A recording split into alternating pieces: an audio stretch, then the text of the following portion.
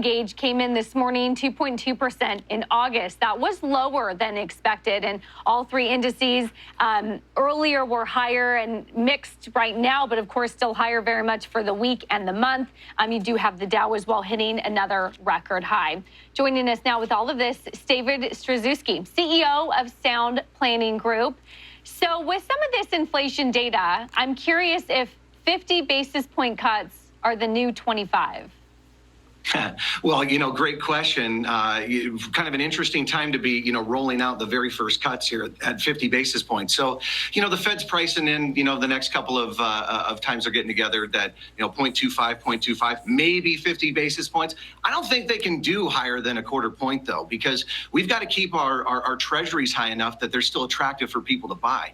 Here's an interesting play on this, though. I think the Fed's actually trying to get us to think that they're done with the inflation fight, which I personally don't think is over, but that they're now focusing on unemployment, their second mandate here, in order to see the safe landing come in. So I think that that's interesting, but what's actually happening right now is I think that we're seeing a Goldilocks moment, and we're looking at real estate right now come in at record highs as a result of these lower rates. And so that's very inflationary. That's the wealth effect, which actually has the biggest impact on families, probably as they go into the polls here in November. And some, David, are saying that this echoes the sentiment, if you will, of the dot-com bubble.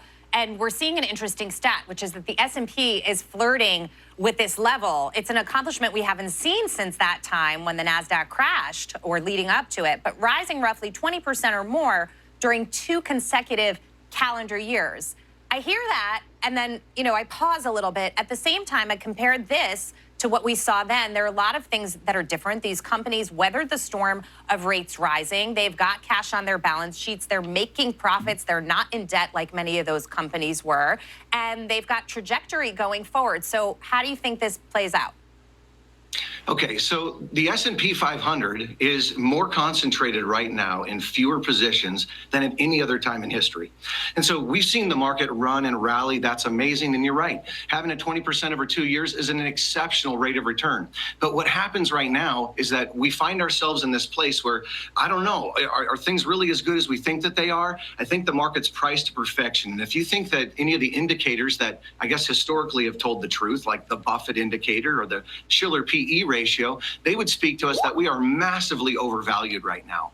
And so as I'm looking at things here going forward, I think that we could see a melt up as a result of the Fed's moves. I think that, it's ultimately probably going to result, though, in, things coming down here, and 2025 is going to be an interesting year. David, people are moving out of treasuries looking for safe havens. I think that's part of a move you're looking at as well. What do you like there?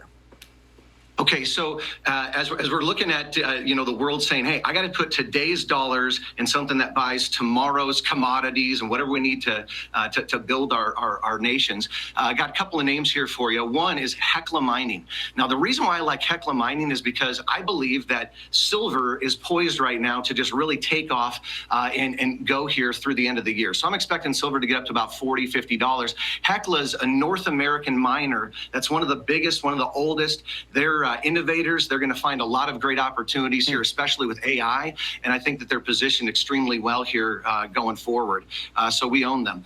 Barrick Gold is another one. So, of course, gold. And of course, if we talk about, that the stock market has run, let's talk about gold. Gold has actually led over the last 3 years. It's crushed the S&P 500 since, all this has been happening. And so I don't think that gold's slowing down anytime soon. Could we see some waffling in between as we're getting closer to 3,000? Of course. But central banks are buying, supply is down, and that just positions these organizations exceptionally well as their prices to mine are very low in comparison to the metal. Well, we appreciate your thoughts on gold and silver combined. David, thank you so much.